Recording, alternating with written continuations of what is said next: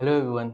I hope आप सभी अच्छे होंगे। और आज एक स्मॉल फाइनेंस बैंक के फिर से बात करते हैं। मींस मैंने उत्कर्ष एक्विटास को तो अच्छे से एनालाइज किया है और डिस्कस किया है यहाँ पे। तो आज उज्जीवन स्मॉल फाइनेंस बैंक की पूरा डिस्कस करेंगे, कैसा रिजल्ट रहा है, कौन उसकी मैनेजमेंट ने कॉन्फ्रेंस कॉल में आके क्या बोला है, और जो भी थोड़ा एनपीएस में अब एक अपसाइड आया है और कलेक्शन एफिशिएंसी थोड़ा सा ख़राब हुई है, स्लिपेजेस थोड़ा ज़्यादा बढ़ गए हैं। तो वो सब क्या बढ़े हैं, क्यों बढ़े हैं, हर जगह एक मतलब ब्रॉड स्पेक्ट्रम पे बढ़े हैं या किसी किसी स्टेट्स में बढ़े हैं, किसी किसी पॉकेट्स में बढ़े हैं, तो वो सब देखेंगे।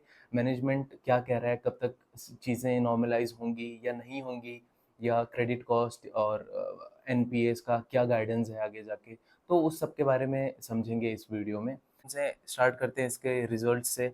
तो अगर आप इनकम स्टेटमेंट देखोगे इसका, तो टोटल इनकम जब मैं बात करूंगा उसमें इंटरेस्ट का जो इनका बेसिक बैंक का किसी भी फाइनेंशियल इंस्टीट्यूशन का जो बेसिक बिजनेस मॉडल होता है वो इंटरेस्ट अर्न, कितना इंटरेस्ट अर्न किया है। और अदर इनकम में उसका बहुत सारी चीज़ें आती हैं। थर्ड पार्टी इनकम हो गई, पीएसएलसी सर्टिफिकेट जो बेचते हैं उसका इनकम हो गया, बहुत सारा इनकम होता है, सिक्योरिटाइजेशन का भी इनकम आता है। तो फी इनकम भी होता है। तो टोटल इनकम अगर मैं Y O Y growth check करूँ तो 21% से बढ़ा है। डिसेंट है, बहुत ज़्यादा भी नहीं है, बहुत कम भी नहीं है, ठीक है। टोटल कॉस्ट की अगर बात करूँ तो 26% से बढ़ा है, in line with the total income, आगे पीछे तो ये ठीक है। कोई बहुत ज़्यादा प्रॉब्लम वाली बात नहीं है। प्रॉब्लम वाली बात आएगी, आप नीचे लाइन आइटम चेक करो। प्री प्रोविजनिंग ऑपरेटिंग प्रॉफिट तो 11% से बढ़ा है। यहाँ पे भी ऑपरेटिंग डी लेवरेज हुआ है इस कंपनी को, इस बैंक को। ऑपरेटिंग डी लेवरेज मीन्स जो आपका टॉप लाइन है, जो आपका रेवेन्यू है, विच मीन्स बैंक के केस में जो आपका टोटल इनकम है वो कम पेस से बढ़ा है आपका, वो ज़्यादा पेस से बढ़ा है आपके प्रॉफिट से। तो यहाँ पे ऑपरेटिंग डी लेवरेज हम इसे कहते हैं। Not necessarily a bad sign, but हम कोशिश करते हैं कि ऐसी कंपनी को फाइंड आउट करें, आइडेंटिफाई करें जिसका ऑपरेटिंग लेवरेज मिला हो। कि अगर आपका सेल्स ग्रोथ, रेवेन्यू ग्रोथ 25% से बढ़ा है तो आपका प्रॉफिट 30-40% से बढ़े, तो वो एक अच्छा स्पॉट होता है, अच्छी कंपनी या अच्छा एक बिजनेस होता है। लेकिन अब प्री प्रोविजनिंग ऑपरेटिंग प्रॉफिट, इसको हम पी पॉप भी कहते हैं, इसके नीचे जब आप आओगे ना क्रेडिट कॉस्ट में, यहाँ सारा गड़बड़ आ गया। और मैंने आपको अभी बताया थोड़ी देर पहले कि एमएफआई स्पेस में, ये जो माइक्रो फाइनेंस में आप लेंड करते हैं, छोटे छोटे टिकट साइजेस में लेंड करते हैं, और ये उज्जीवन भी ग्रुप लोन्स बहुत करता है, माइक्रो ग्रुप लोन्स बहुत करता है। फिर उसमें टिकट साइज बहुत छोटा होता है लेकिन कस्टमर्स बहुत ज़्यादा होते हैं, और ये सारा अनसिक्योर्ड लोन होता है। तो 65% तो इनका अनसिक्योर्ड लोन रहता है। उसमें आपका ये सभी आ गया, माइक्रो और इंडिविजुअल लोन्स। तो माइक्रो लोन्स में अब ऑब्वियसली वो अनसिक्योर्ड लोन है, तो सबसे ज़्यादा वहाँ पे दिक्कत आती है जब क्रेडिट क्वालिटी ख़राब हो जाती है, वो कस्टमर जब लोन वापस नहीं करता है। अब सिक्योर्ड लोन है, सपोज आप किसी ने होम लोन लिया है, लोन अगेंस्ट प्रॉपर्टी लिया है एमएसएमई वालों ने, तो उनका क्या है, अगर वो आगे जाके डिफ़ॉल्ट करते हैं तो बैंक उनका घर बेच देगा, या लोन अगेंस्ट प्रॉपर्टी दिया तो प्रॉपर्टी बेच देगा, पैसा रिकवर करेगा। लेकिन माइक्रो फाइनेंस में क्या प्रॉब्लम आता है कि रिकवरी में बहुत दिक्कत आती है। अगर बैंक पैसा रिकवर नहीं कर पा रहा है तो उसके पास कोलेटरल भी कोई जमा नहीं है, वो कैसे आगे जाके इन कस्टमर से पैसा वापस लेगा। तो क्रेडिट कॉस्ट का बहुत बहुत ही क्लोजली क्रेडिट कॉस्ट को एनालाइज करना पड़ता है, देखना पड़ता है कि कहाँ किस डायरेक्शन में जा रही है। और उज्जीवन के केस में क्या, सभी के केस में सारे स्मॉल फाइनेंस बैंक, सारे माइक्रो फाइनेंस इंस्टीट्यूशन बहुत प्रॉब्लम फेस कर रहे हैं। तो इसका क्रेडिट कॉस्ट आप चेक करो, Q1 FY25 में 110 CR का है, और जो इससे एक साल पहले सिर्फ 26 CR का था। तो 322% का इंक्रीज आया क्रेडिट कॉस्ट में। इनफैक्ट अगर क्वार्टर ऑन क्वार्टर भी देखें तो 79 सीआर का Q4 FY24 में क्रेडिट कॉस्ट हुआ करता था, अब वो 39% से इस क्वार्टर में बढ़ गया है। तो ऑब्वियसली इससे हमें समझ आता है कि सारा जो सिस्टम है बैंक का, सारे पैरामीटर्स खराब हो गए हैं।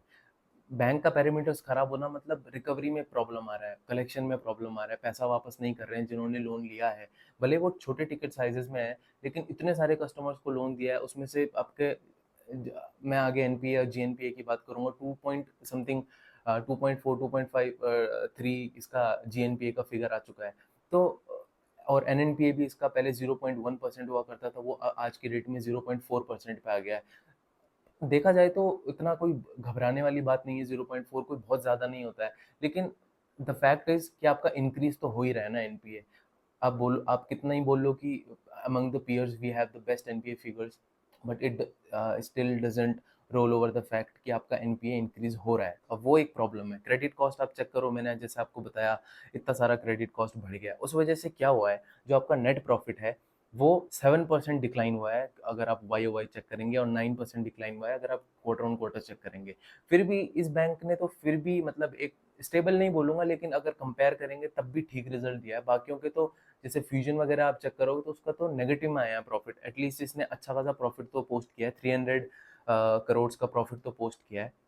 क्रेडिट कॉस्ट में ऑब्वियसली दिक्कत आया है। अगर आप टोटल इनकम का ब्रेकअप भी देखना चाहते हैं, क्योंकि एक बिजनेस को समझने के लिए ज़रूरी है ये समझना कि उसका इनकम आता किस किस सोर्सेस से है, तो आप चेक कर सकते हो कि जो आपका टोटल इनकम का ब्रेकअप है, इंटरेस्ट ऑन लोन्स है, तो ये तो ऑब्वियसली होता ही है, मतलब एक बैंक कमाएगा ही अपने लोन से, there is no other way around it.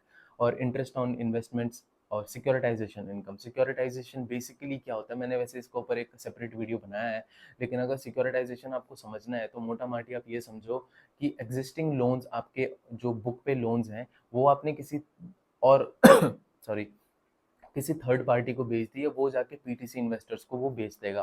तो इससे क्या होता है, जैसे आपने जो एग्जिस्टिंग लोन्स दिए थे, तो वो आप रिकवर तो बहुत देर में करोगे ना। सपोज आपने होम लोन दिया है तो 10 साल 15 साल चलता है आपका वो लोन का जो इंटरेस्ट है, जो ईएमआई, वो पेमेंट्स हैं, वो 10 साल 15 साल तक आएंगी। लेकिन आपको अगर इमीडिएट कैश चाहिए आगे लोन्स देने के लिए, तो आप क्या करोगे, वो एग्जिस्टिंग पोर्टफोलियो है वो किसी और को बेच दोगे, तो वो आपको इमीडिएटली कैश दे देगा जो आप आगे जाके फ्यूचर में डिप्लॉय कर सकते हो।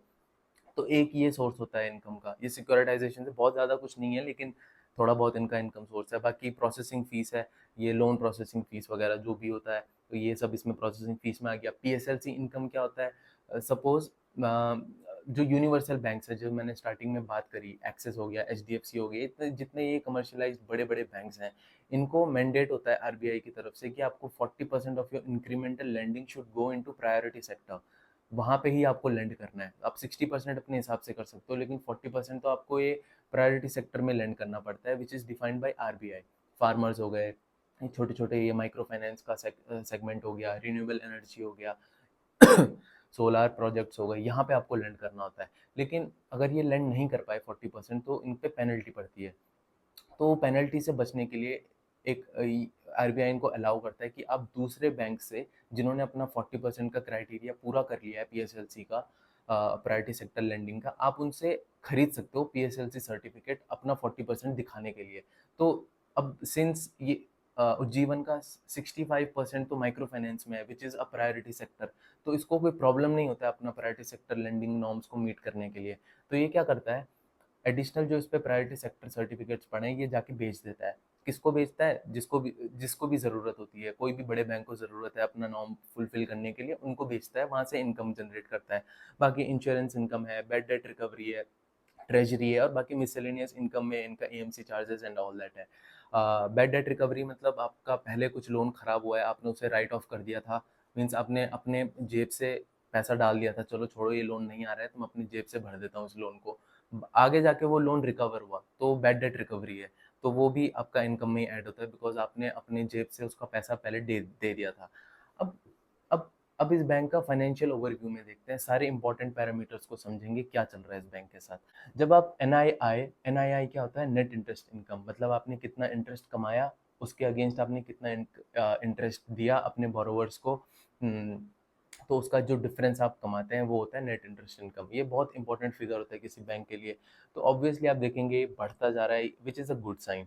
और आप अगर एन को देखेंगे, नेट इंटरेस्ट इनकम आप फिगर में देख सकते हैं, पहले से Q1 ऑफ FY24 में 793 CR था, फर्स्ट ग्राफ को चेक करो, और अभी Q1 ऑफ FY25 में 941 CR का हो चुका है।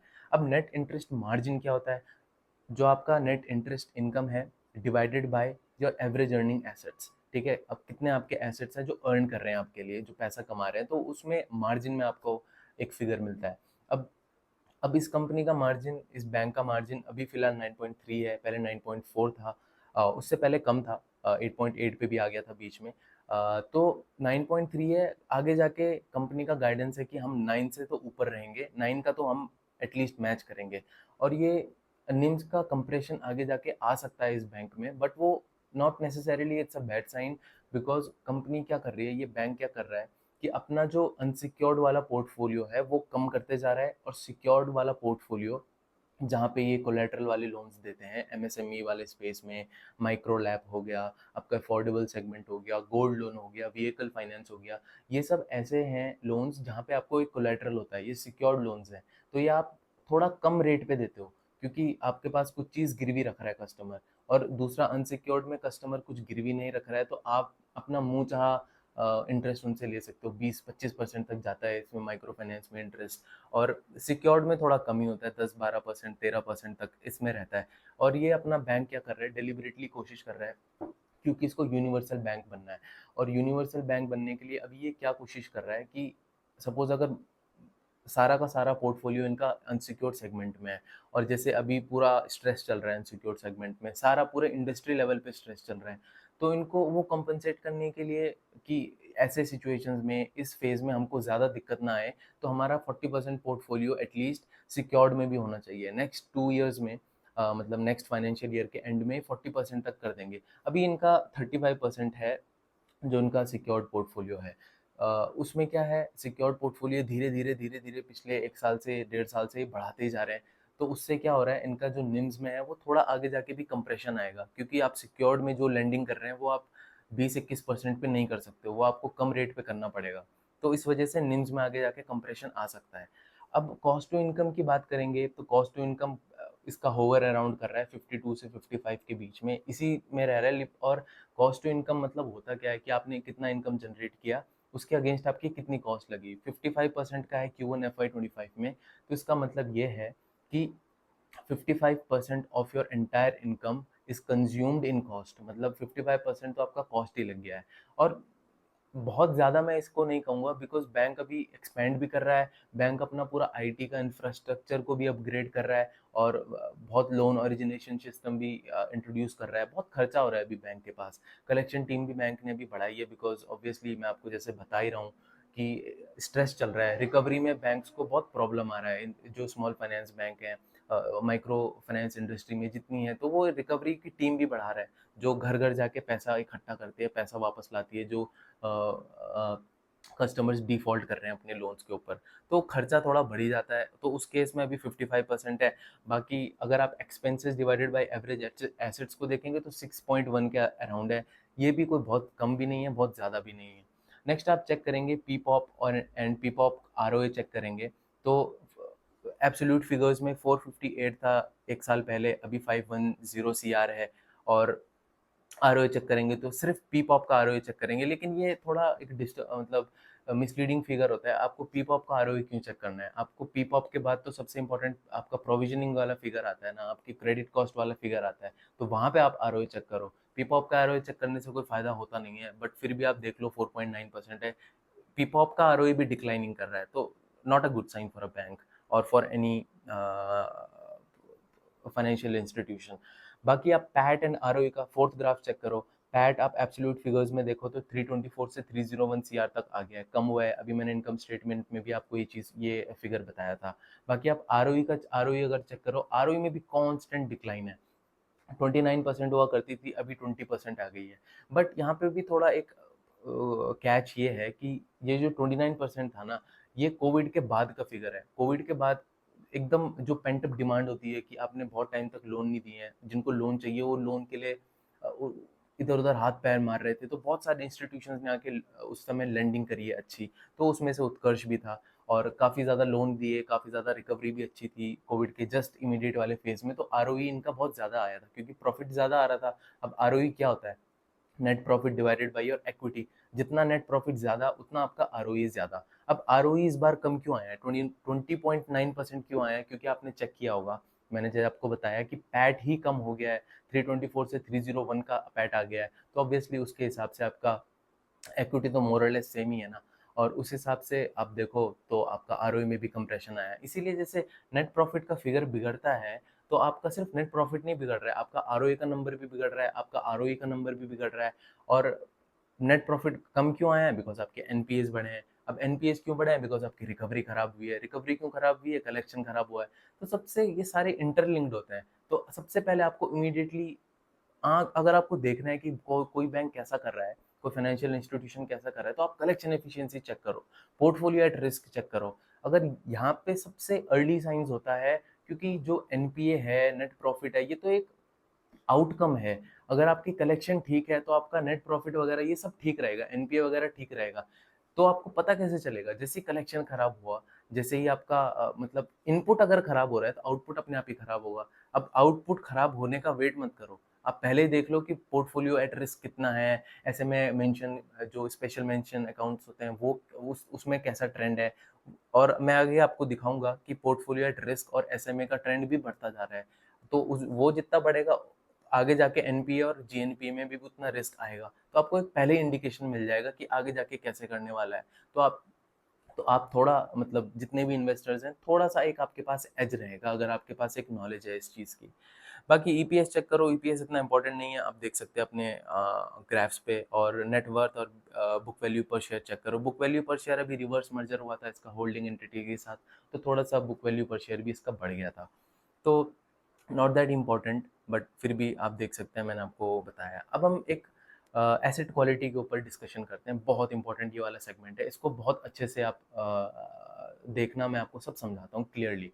तो अब आप पार को चेक करो। पार क्या होता है? अब फर्स्ट ग्राफ को चेक करो, जो लाइंस बनी हुई हैं पार की, जीएनपीए की, एसएमए की और एनएनपीए की। अब इसको बहुत अच्छे से समझना। Portfolio at risk, PAR. PAR होता क्या है? आपका कितना आउटस्टैंडिंग लोन बाकी है कस्टमर्स के पास जो अपना एक ईएमआई पेमेंट मिस कर चुके हैं। पार भी बहुत अलग अलग टाइप का होता है। पार जीरो होता है, मीन्स अगर आपका एक भी दिन किसी कस्टमर ने ईएमआई मिस कर दिया, तो सपोज एक गीता है और सीता है। गीता ने लोन लिया था 50,000 का, उसने 30,000 तो वापस किया, लेकिन 30,000 वापस करने के बाद अचानक कुछ ऐसा हुआ कि उसका एक ईएमआई का पेमेंट मिस हुआ। अब आउटस्टैंडिंग उसका, उसके पास कितना लोन बचा हुआ है? 50 लिया था, 30 वापस कर चुकी है, तो 20,000 का आउटस्टैंडिंग इसके पास बचा हुआ है, राइट। अब दूसरे केस में, जो सपोज ये सीता थी और गीता ने भी 50,000 रुपए लिए थे, लेकिन 40,000 वापस कर दिए थे। अब उसने भी एक ईएमआई पेमेंट मिस कर दी है, तो पार जीरो पे अब वो आ गई, मतलब 0 डेज के ऊपर एक दिन आपका ईएमआई मिस हुआ तो आप पार जीरो पे आते हैं। तो पार जीरो पे आई, 50,000 में से 10,000 उसने अभी भी वापस देने हैं, 40 ही वापस दिए थे, तो इसका आउटस्टैंडिंग कितना हुआ? 10। पहले वाले केस में कितना था? 50 में से उसने 30 वापस किए थे, 20 उसका आउटस्टैंडिंग बच गया था।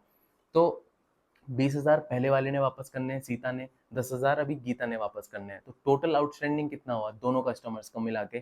30,000 हुआ। अब बैंक ने टोटल लोन कितना दिया था? 50 से 1 लाख। तो पार जीरो कितना हो गया? 30,000 जो अभी भी पेंडिंग है, जो अभी भी वापस नहीं आया है। 30,000 divided by total outstanding. Total outstanding कितना था? एक लाख रुपए दिया था 50 से, तो 30% आ गया। 30 को आप डिवाइड करोगे 1 लाख से, तो 30% का आपका पार आ गया। ये होता है पोर्टफोलियो एट रिस्क। ये तो इमेजिनरी एग्जांपल था, इसीलिए पोर्टफोलियो एट रिस्क का मैंने बहुत ज़्यादा 30% बता दिया। इतना नहीं होता है अनटिल ऑनलेस बैंक बिल्कुल खराब होने की कगार पे है, इतना नहीं होता है। तो आप पार का मूवमेंट चेक करो। पहले कितना सॉरी, सितंबर 23 में 3.7% था पार। अगर पार दिया है तो पार जीरो होता है। अगर पार जीरो, 60, 31 ऐसा कुछ नहीं लिखा है, तो मतलब उसको एज्यूम करो पार जीरो। और पार जीरो ज्यादा होता है पार 30 से, पार जीरो सबसे ज्यादा होता है। ये आप मतलब लॉजिकली आप खुद ही समझ जाओगे ना कि 0 डेज के में ही जितने जिसने डिफॉल्ट कर लिया, एक ऐसे ज्यादा कस्टमर ऐसे होंगे ना जिन्होंने एक एक ही दिन में मिस किया है पेमेंट, एक दिन हो चुका है उनको डिफॉल्ट करे हुए, रादर देन जिसको 30 दिन हुआ है डिफॉल्ट करे हुए। तो उस हिसाब से पार की वैल्यू कम होती रहती है। लेकिन यहाँ पे हम सिर्फ पार जीरो देख रहे हैं। 3.7% था सितंबर 2023 में, फिर 3.6 आया, 3.5 आया मार्च 24 में, और जून में ये 4 को क्रॉस कर चुका है, 4.2%। मतलब टोटल आउटस्टैंडिंग लोन्स जो हैं कस्टमर्स के पास, उसमें से 4.2% अभी आउटस्टैंडिंग है। अभी वो उसमें रिस्क आ चुका है, उसमें हमें मतलब ईएमआई की पेमेंट मिस हो चुकी है। तो ऑब्वियसली इसका आप फिगर आउट कर चुके होंगे कि पार जितना कम उतना अच्छा। तो इस बैंक का पार बढ़ा है, which is a bad sign. अब आप जीएनपीए का मूवमेंट चेक करो। 2.2% था सितंबर 2023 में, अब वो 2.3% आ गया है। कोई बहुत बड़ा चेंज नहीं आया है जीएनपीए में लेकिन फिर भी इंक्रीज तो एक इंक्रीज होता है, मार्केट को वो अच्छा नहीं लगता है, इसीलिए स्टॉक पे उसका इम्पैक्ट दिखता है। बाकी आप एसएम जीएनपीए, आई होप आप सबको पता होगा कि ये आपके एक्चुअल लोन्स हैं जो खराब हो चुके हैं, जो एनपीए में आ चुके हैं। अब नेट एनपीए क्या होता है उसको मैं चेक बताऊंगा आगे। सपोज जीएनपीए कुछ है आपका, जीएनपीए का जो फिगर है उसको आप क्या करते हैं ना, बैंक अपने प्रॉफिट में से प्रोविजंस निकालता है, थोड़ा प्रॉफिट साइड रखता है, उसको पीएनएल में नहीं दिखाता है, एज एन एक्सपेंस दिखाता है, इन रादर एज एन एक्सपेंस दिखाता है। सपोज मैंने 1000 करोड़ कमाए, लेकिन मेरे को लगता है कि यार मेरा जीएनपीए का फिगर बढ़ रहा है, तो मेरे को 1000 करोड़ में से 200 करोड़ तो साइड रखने पड़ेंगे, तो मैं सिर्फ प्रॉफिट 800 करोड़ का दिखाऊंगा, एक्सपेंस दिखाऊंगा बाकी 200 करोड़ का प्रोविजनिंग में। अब जब आप जीएनपीए में आपका सपोज 200 करोड़ का जीएनपीए आपका आ गया है, लेकिन आपने 100 करोड़ का प्रोविजनिंग कर दिया अपने प्रॉफिट से हटा के, तो नेट एनपीए कितना बचा? जब आप प्रोविजनिंग को मिला दोगे जीएनपीए में, तो आपका जो फिगर बचेगा वो बचेगा एनएनपीए, जो होता है नेट नॉन परफॉर्मिंग एसेट्स। तो gross non performing assets which is your GNPA और एनएनपीए में यही डिफरेंस होता है। जब आप प्रोविजनिंग को अकाउंट करते हैं जीएनपीए में, तो जो भी नंबर बचता है वो होता है एनएनपीए का। ठीक है, अब आप एसएमए का मूवमेंट चेक करो। एसएमए क्या होता है? Special mention accounts. ये एक आइडेंटिफिकेशन की तरह यूज करता है बैंक। सपोज एसएमए 0 होता है, एसएमए 1 होता है, एसएमए 2 होता है। किसी भी अकाउंट का, किसी भी कस्टमर का अगर 0 डेज से ज़्यादा ईएमआई पेंडिंग है, मतलब आज ईएमआई आना था नहीं आया, तो कल की डेट में वो एसएमए 1 में चला जाएगा। और एसएमए 1 में वही एग्जैक्टली वही अकाउंट्स आते हैं जो अपना एक ईएमआई मिस कर चुके हैं, आज 0 से टू 30 डेज के बीच में उनका पेमेंट ओवरड्यू है, और उनके अकाउंट में उनके जो एसेट है, जो ये लोन है, वहाँ पे थोड़ा सा साइंस आ चुका है स्ट्रेस का। बाकी जब एसएमए 1 में जाते हैं तो वो 31 टू 60 डेज में जो जिन्होंने पेमेंट मिस किया है, और एसएमए 2 में वो अकाउंट्स जाते हैं जिन्होंने 61 टू 90 डेज में अपना पेमेंट मिस किया है। तो एसएमए भी लाइक योर, इसमें सारे पार हो गया, जीएनपीए हो गया, एसएमए हो गया, एनएनपीए हो गया, जितना कम उतना अच्छा। तो अब देखो सबका मूवमेंट थोड़ा बढ़ ही रहा है। इनफैक्ट एनएनपीए 0.09% हुआ करता था, मतलब 0.1% लगा लो राउंड ऑफ करके, अभी वो 0.4% पे आ गया है। तो एग्जैक्टली आप मतलब 0.4 अगर एब्सोल्यूट चेक करें, एब्सोल्यूट टर्म्स में, तो बहुत ज़्यादा नहीं है, लेकिन द फैक्ट इज कि आपका बढ़ा है ना, मतलब 0.1 से 0.4% तक आ गया, तो obviously the market wouldn't like it, regardless of how your performing as compare to your peers. तो इसीलिए स्टॉक में प्रेशर है। बाकी बगल वाला ग्राफ आप चेक करो, एनपीए मूवमेंट का टेबल है, इसको भी आप समझ लो, तो आगे भी आपको कोई भी स्मॉल फाइनेंस बैंक हो या फिर माइक्रो फाइनेंस इंस्टीट्यूशन हो, कोई भी बैंक हो फाइनेंशियल का, तो आपको समझ में आएगा कि एनपीए का मूवमेंट होता कैसे है। तो आप देखो ओपनिंग एनपीए कितना था? 613, मतलब एनपीए मैंने आपको समझाया, तो मतलब लास्ट ईयर का एक क्लोजिंग एनपीए रहा होगा, तो वो इस ईयर का जाके ओपनिंग एनपीए बनता है। उसमें से स्लिपेजेस, स्लिपेजेस क्या होते हैं कि अ, हमने इतना कलेक्ट करना था लेकिन ये हमसे कलेक्ट नहीं हो पाया, ये स्लिप हो गया। ठीक है, तो ये कलेक्ट करना था 192 सीआर, ये स्लिप हो गया इस क्वार्टर में, तो वो थोड़ा ज़्यादा वो आपको ऐड करना पड़ेगा एग्जिस्टिंग जो आपका क्लोजिंग एनपीए था। ठीक है, जो लास्ट ईयर जो क्लोजिंग एनपीए था वो इस साल का ओपनिंग एनपीए है। इस साल का ओपनिंग एनपीए कितना था? इस क्वार्टर का ओपनिंग एनपीए कितना था? 613 सीआर का। और इस बारी कितने स्लिपेज हो गए वो आपको ऐड करना पड़ेगा, 192 सीआर। अब आपने ओपनिंग एनपीए में स्लिपेजेस ऐड किए, लेकिन आपको जो रिकवरीज करी आपने इस क्वार्टर में या अपग्रेड किया है इस क्वार्टर में, वो मतलब आपके पास पैसा आया है, रिकवर किया आपने, तो उसको माइनस करना पड़ेगा, राइट, एनपीए में से। अब वो एनपीए नहीं रहा तो उसको आप माइनस करेंगे 48 को। अब राइट ऑफ भी आपने किया है, आपने तो प्रोविजनिंग से अपने नेट प्रॉफिट से प्रोविजनिंग के लिए जो पैसा साइड किया था उसको आपने यूज कर दिया राइट ऑफ करने के लिए, मतलब माफी कर दिया आपने उस लोन की, तो वो भी आप नेगेटिव, वो भी आप सब्सट्रैक्ट करोगे इसमें से। तो जब आप ओपनिंग एनपीए में स्लिपेजेस ऐड करते हैं और रिकवरीज और राइट ऑफ को सब्सट्रैक्ट करते हैं, तो आपका आता है एक फिगर 697 सीआर का। ये आपका क्लोजिंग एनपीए हो गया इस क्वार्टर का। अब नेक्स्ट क्वार्टर के लिए ये जो क्लोजिंग एनपीए है वो ओपनिंग एनपीए बन जाएगा, तो इस हिसाब से मूवमेंट होता है। बाकी आप पार जीरो और जो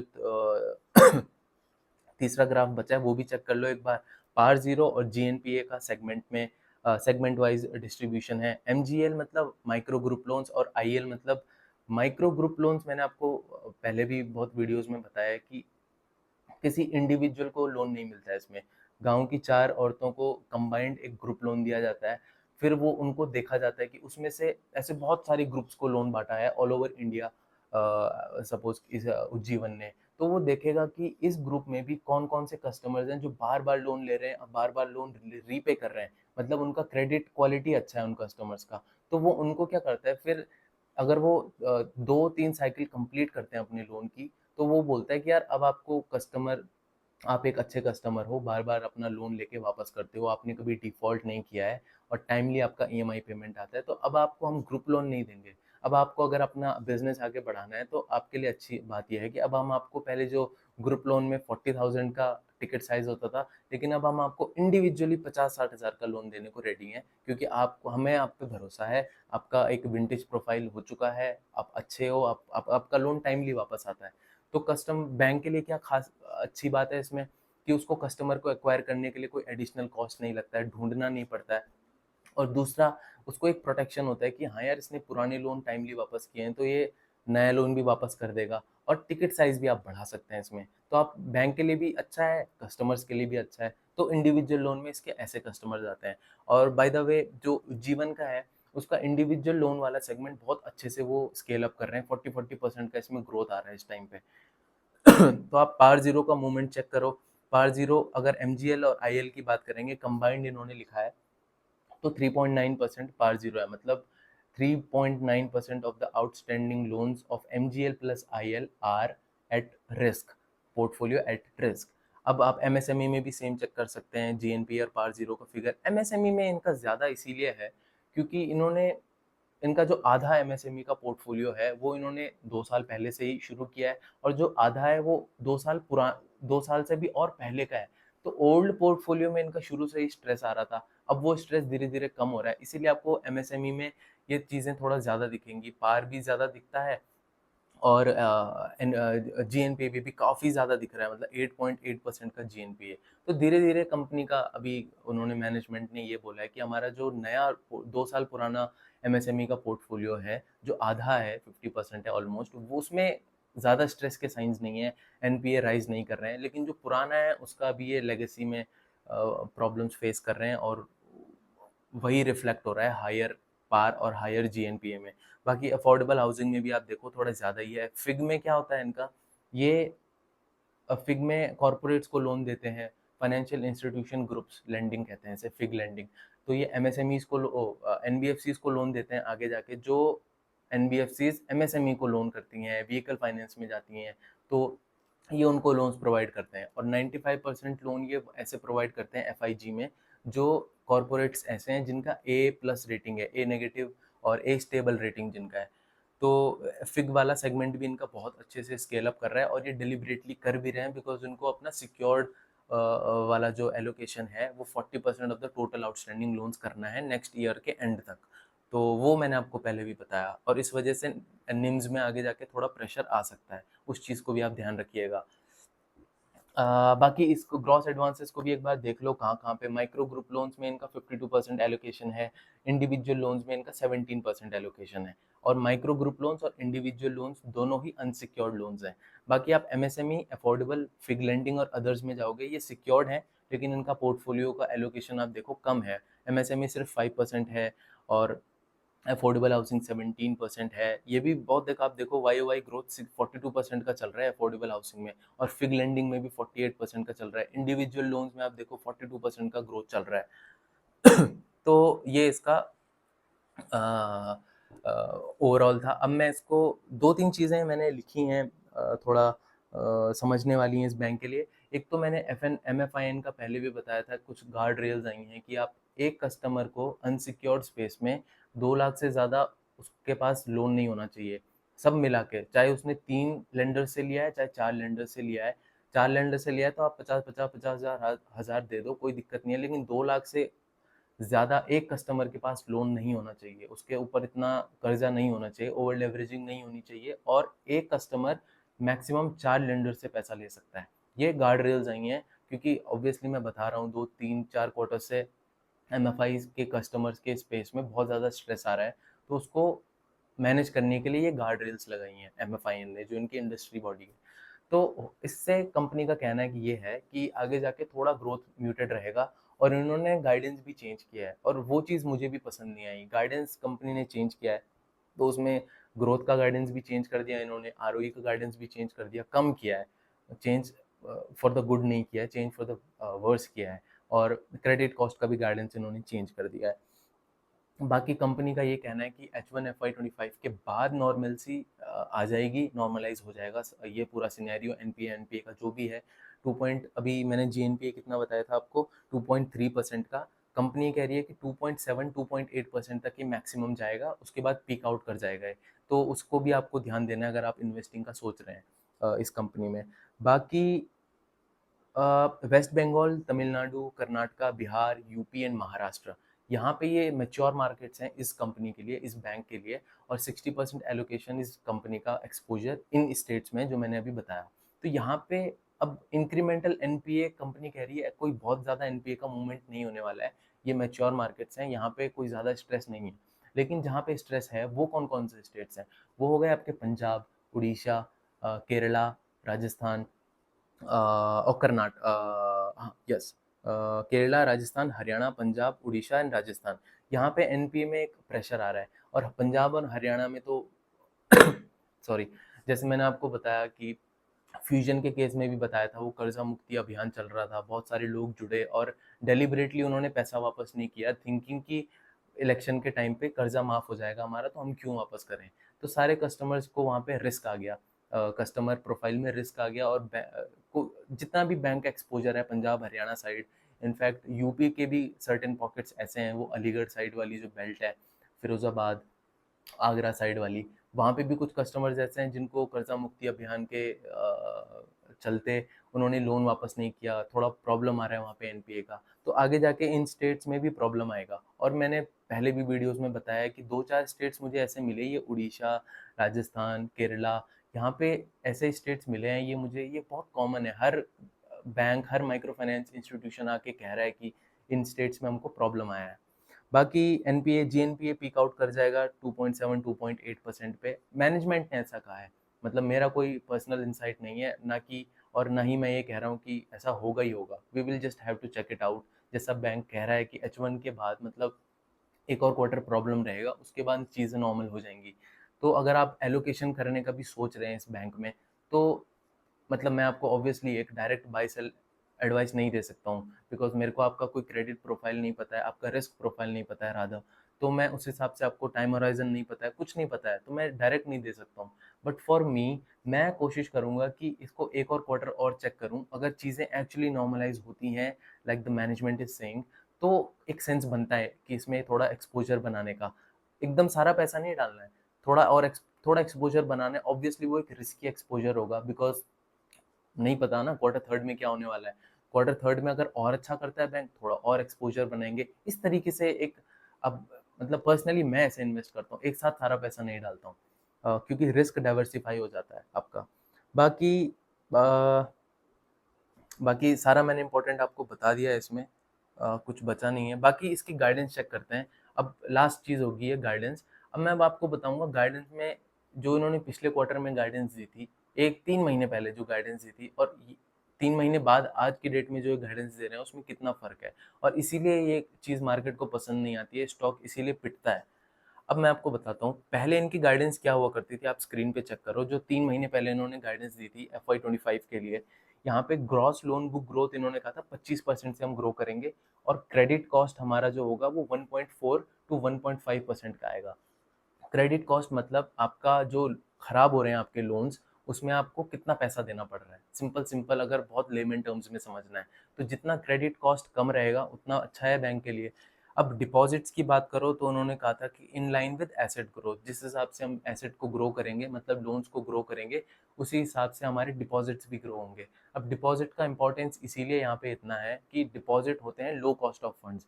आप जब डिपॉजिट, बैंक क्या करता है, पैसा उठाता है और आगे पैसा हाई इंटरेस्ट पे देता है, तो जितने कम चीज कॉस्ट पे वो पैसा उठाए, जितने कम इंटरेस्ट पे वो पैसा उठाएगा, उतना ज़्यादा वो बीच में मार्जिन कमा सकता है।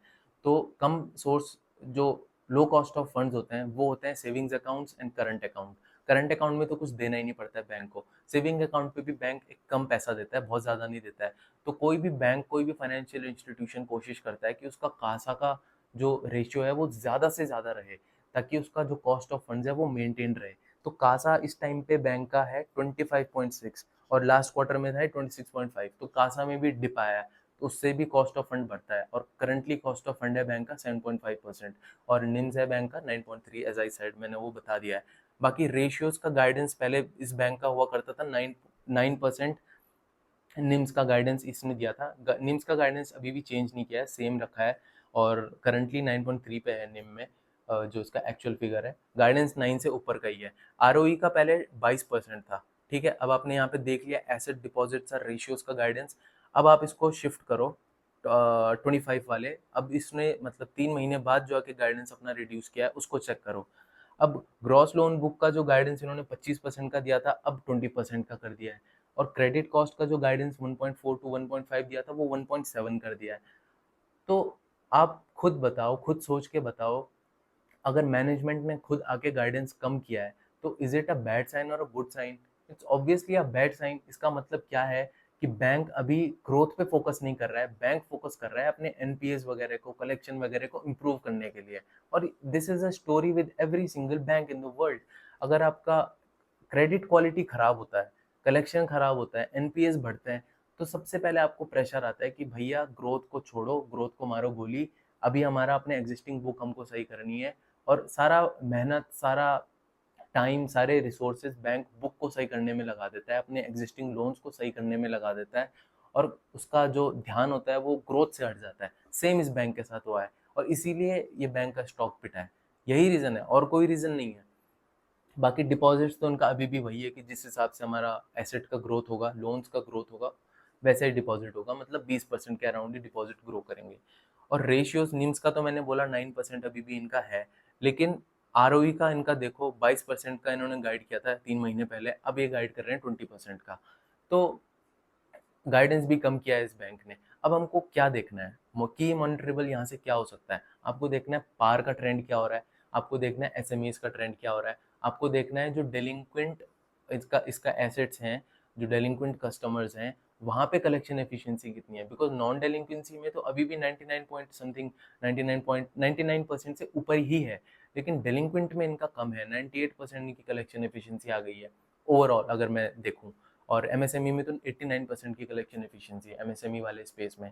तो अब आपको ये चेक करना है कि पार का ट्रेंड आगे जाके क्या होता है। आपको देखो एनपीए, ग्रॉस एनपीए बिल्कुल ध्यान से चेक करना कि कैसा जा रहा है और कलेक्शन एफिशिएंसी कैसी हो रही है और मैनेजमेंट की गाइडेंस नेक्स्ट क्वार्टर में कैसी है। उस हिसाब से आप अगर एलोकेशन बनाना चाहते हैं तो बनाओ। बाकी मुझे पर्सनली लगता है कि यस, मोर और लेस 2-3 क्वार्टर्स में चीज़ें सही हो जाएंगी। अगर आपका बहुत लंबा होराइजन है और आप फंसे हुए हो, तो अगर आपका लॉस भी 30% 40% हो चुका है ऑलरेडी, तो आई वुड रादर से कि अभी रुक जाओ, 2-3 क्वार्टर्स देखो इस बैंक को, ये करेगा, सही कर ही देगा। मतलब इससे ज़्यादा चीज़ें अगर ख़राब हुई तो ऑब्वियसली वो सारे इंडस्ट्री लेवल पे ख़राब होंगी, वो रिस्क आपको उठाना पड़ेगा। लेकिन अगर ठीक है, पुराना बैंक है, सिक्योर्ड एसेट्स भी इसके बढ़ रहे हैं, कोई बहुत ज़्यादा स्ट्रेस नहीं आया है अभी, लेकिन आगे जाके आ सकता है। मतलब कुछ भी कहा नहीं जा सकता, किस तरीके से कस्टमर्स रिएक्ट करेंगे, किस तरीके से कस्टमर्स आके लोन देंगे, नहीं देंगे, इनकी रिकवरी टीम कितनी एफिशिएंट है, वो सब हमको 1 या 2 क्वार्टर्स में क्लैरिटी आ जाएगी। अगर फ्रेश इन्वेस्टमेंट के लिए तो मैं बोलूँगा 1 या 2 क्वार्टर्स आप रुको, उसके बाद एलोकेशन बनाना। बाकी कोई कंपनी है, अगर आपको बहुत अच्छा लगता है बिजनेस लेकिन क्लैरिटी नहीं है उस बिजनेस के बारे में, तो आप बताओ कमेंट्स में, नाम मेंशन करिए और मैं उसको पढ़ूंगा, देखूंगा और आगे यहाँ पे बहुत डिटेल में उस बिजनेस को एनालाइज करूंगा, ताकि आप सबको सारे एस्पेक्ट पता चलें डिफरेंट डिफरेंट इंडस्ट्रीज में, डिफरेंट डिफरेंट बिजनेसेस के। सो बस यही था इसके उज्जीवन के बारे में। कोई आपके डाउट्स हैं इस कंपनी के बारे में, कुछ और समझना है, कोई टर्म है जो समझ नहीं आई, कोई भी फाइनेंशियल टर्म, पैरामीटर कुछ भी है जिसका ऊपर डाउट है, तो feel free to comment on it and I will make sure कि आपको हेल्प आउट करूँ वो चीज़ समझाने के लिए। So guys, thank you so much.